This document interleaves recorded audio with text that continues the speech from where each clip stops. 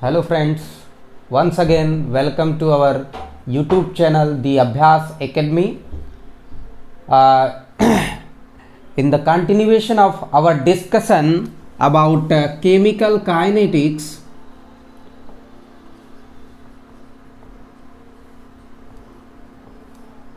today we are going to discuss about average rate and instantaneous rate in detail. First of all, average rate RAV. You know, this is for a finite time interval.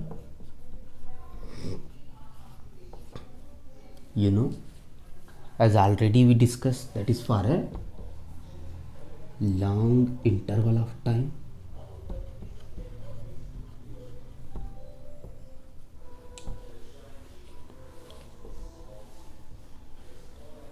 And simply average rate may be defined as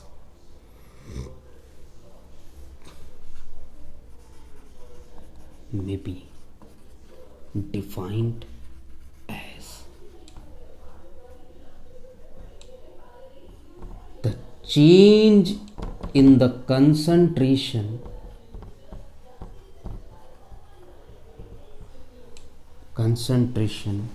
of any reactant or product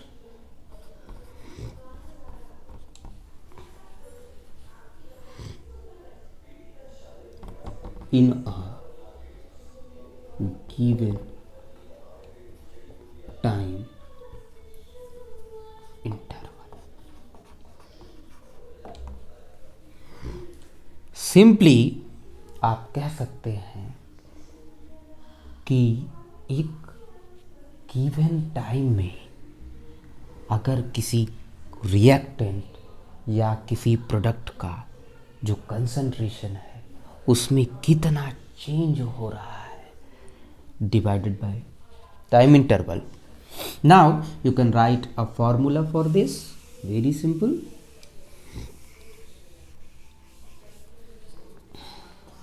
RAV is equal to change in the concentration of any reactant or product divided by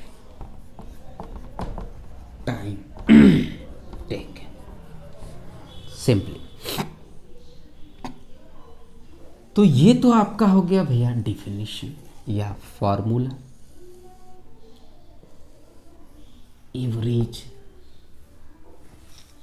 rate के लिए. जैसा कि हमने एक daily life का example लिया था कि आप कोई व्हीकल से फ्रॉम वाराणसी टू प्रयागराज जाते हैं जो कि लगभग 130 किलोमीटर है.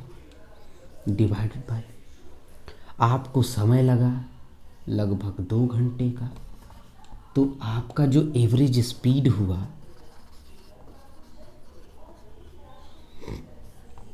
एवरेज स्पीड हुआ 65 kmph kilometre per hour. This is you can correlate this average speed as average rate of reaction, and this is what? This is a given time interval. This is finite time interval, and this is the change in the concentration. Here this is distance traveled, total distance covered. So this is all about average rate of the reaction. Okay, तो भैया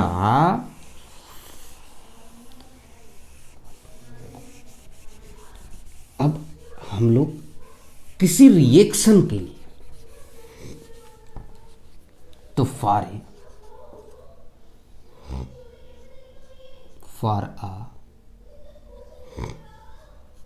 for a given reaction of the type, कोई एक reaction है R giving P. Here R is reactant and P is product. Simply. Okay. तो suppose आपको RAV निकालना है. RAV मतलब average rate. Just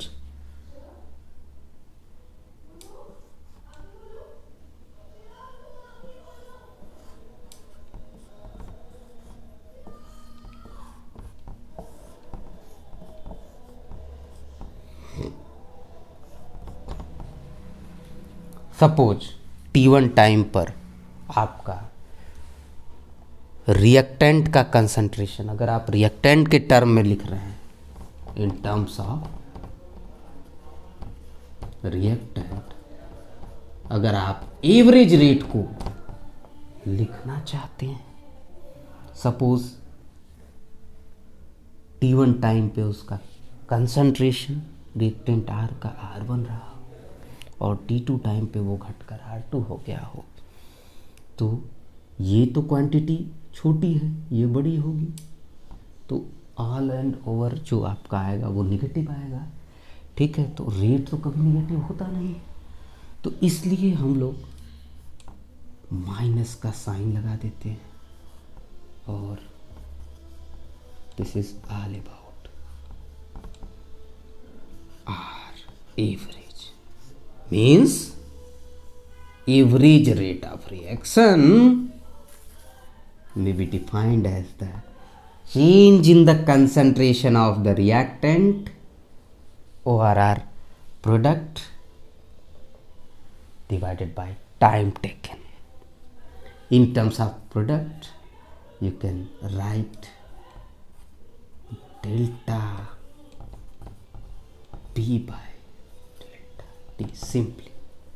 Here negative sign shows that reactant concentration is decreasing with the passage of time, and here plus sign indicates that the product is forming with the passage of time. The concentration of the product increases with the passage of time. Is it clear? So this is the simple. You can correlate by traveling the distance from Varanasi to Prayagraj, that is about 130 kilometer. You covered this distance within 2 hours with the average rate. Average speed is 65 kmph. So this is all about average rate of reaction. Now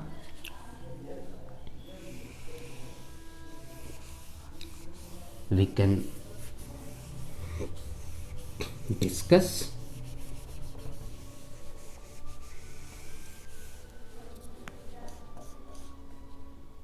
instantaneous. Instant नाम से कुछ पता चल रहा है. Instantaneous rate, that is rate of a reaction at a particular instant. भैया, at a particular instant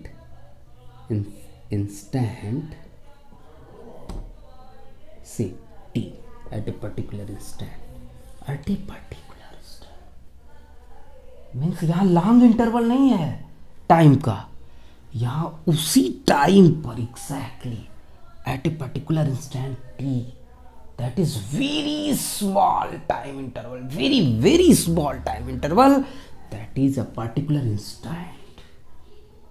उस instant पर कितना जो है रेट होगा, that is called instantaneous rate. Suppose आपने एवरेज रेट को तो डेली लाइफ से जोड़ के देख लिया, चलिए हम लोग इंस्टेंटेनियस रेट को एवरेज लाइफ से जोड़ते हैं. अगर आप क्रिकेट प्रेमी हैं, suppose Rohit Sharma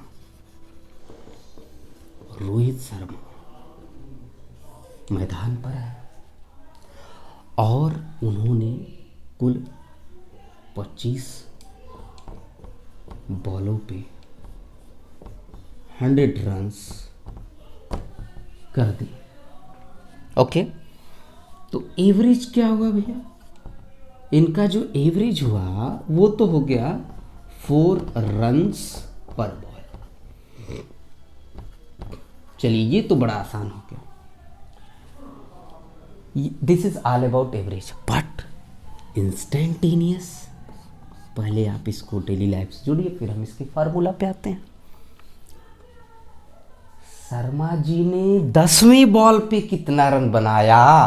that is all about instantaneous rate. 10वीं बॉल पे कितना रन बनाया?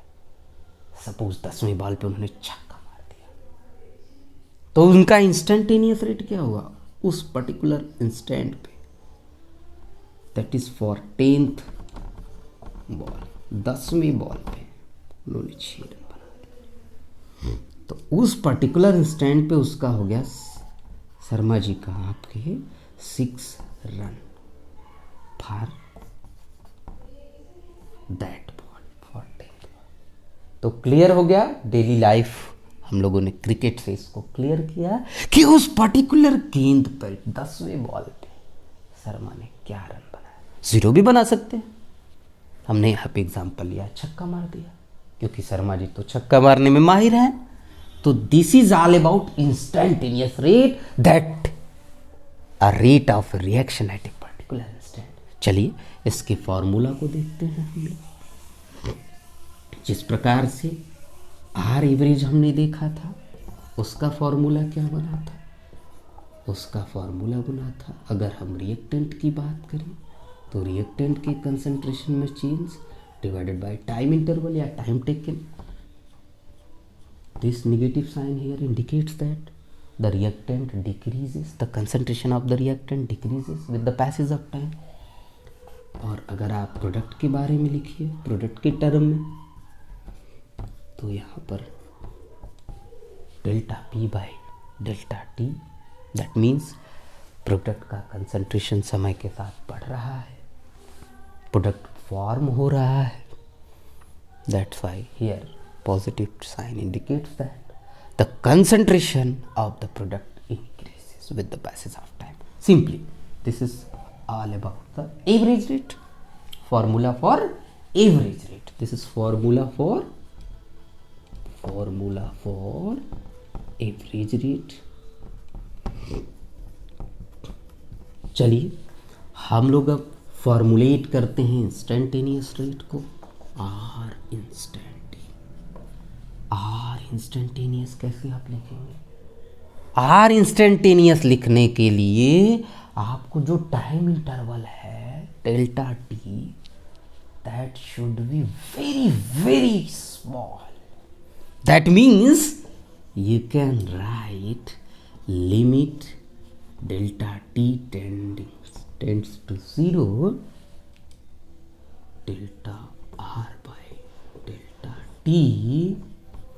If you write over negative sign here, this 2 only indicates that reactant concentration decreases with the time. You can write over here, that means ये 0 मतलब 0 के पास है एकदम, मतलब टाइम इंटरवल नहीं है कुछ, उस पर्टिकुलर इंस्टेंट टी पर। अभी हम लोग इसको ग्राफ से भी समझेंगे। You can write D R by D T. तो ये निकल के आता है formula at a particular instant or instantaneous. This is all about instantaneous rate of the reaction, that is a rate of reaction at a particular instant. ठीक है भैया, this is very very small quantity D T. Daily life से इसको जोड़ा आपने। शर्मा जी ने 25 गेंदों पे 100 रन बनाया, 10वीं गेंद पे क्या मारा? तो 10वीं गेंद पे जो छक्का मारा, that is the instantaneous rate. Okay, now we move to the, तो भैया हमारा हो गया all about the definition, the formulation for the average rate and the instantaneous rate with the correlation with the daily life. Okay, now we want to move for a general reaction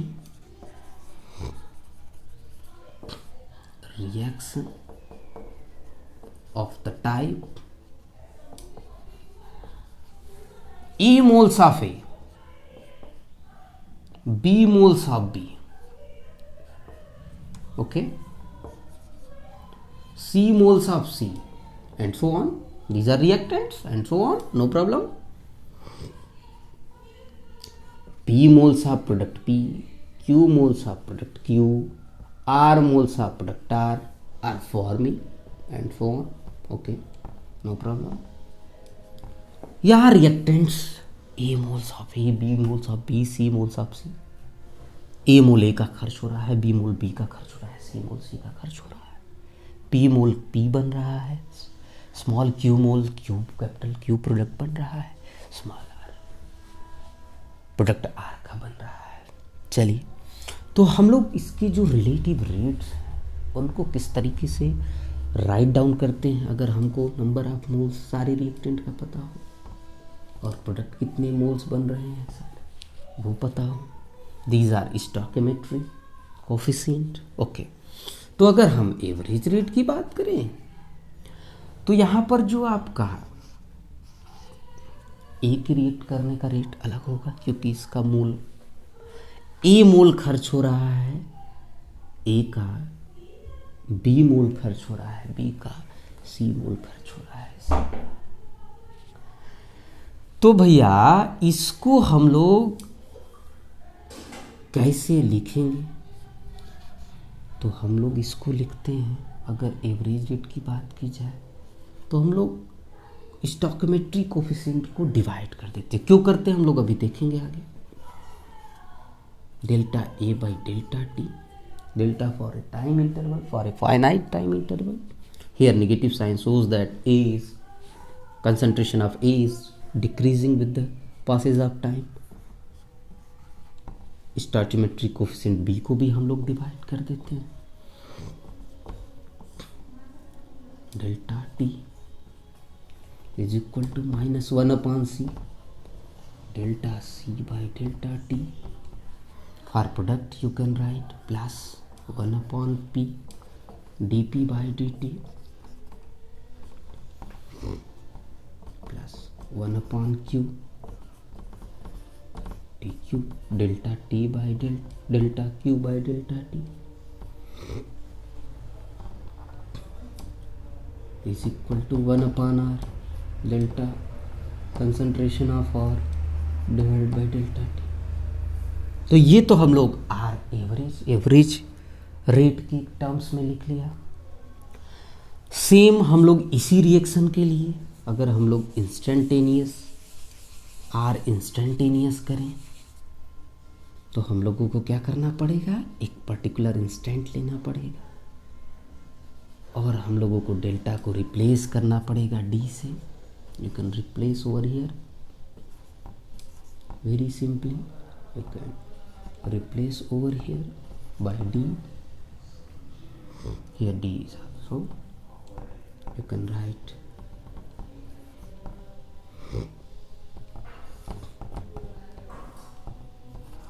you can write R instantaneous for this type of general reaction as। तो why we are dividing with coefficient?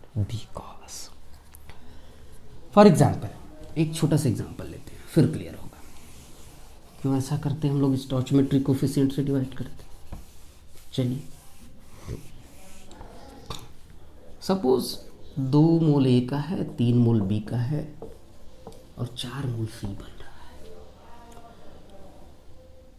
तो 2 मोल A का खर्च होने के लिए 3 मोल B लगेगा, अर्थात अगर हम बात करें 1 मोल ए खर्च हो तो 3/2 मोल किसका खर्च होगा भैया? बी का। तो इस स्टोइचियोमेट्री को, इस रेट को, रिलेटिव रेट को, ए की रेट रिएक्ट करने का रेट, बी की रिएक्ट करने का रेट, उसको हम लोग इक्वेट करने के लिए हमें इस कोफिशिएंट से क्या करना पड़ता है? डिवाइड करना पड़ता है सिंपली। तो चलिए, तो this are the concept behind the stoichiometric coefficient and relative rates. You can write over here. तो आज हम लोगों ने पढ़ाई किया दोस्तों एवरेज रेट और इंस्टेंटेनियस रेट के बारे में डिटेल में। हम लोग इस पे क्वेश्चंस भी करेंगे, प्रॉब्लम्स करेंगे। उस प्रॉब्लम्स को हम लोग एक एक एग्जाम्पल लेंगे, ठीक है, और उसको सॉल्व करते हुए आगे बढ़ेंगे। तो आज के लिए इतना ही। धन्यवाद। Thanks for watching this video. Please like, share and subscribe, और अपने सुझाव भी प्रस्तुत करें। धन्यवाद।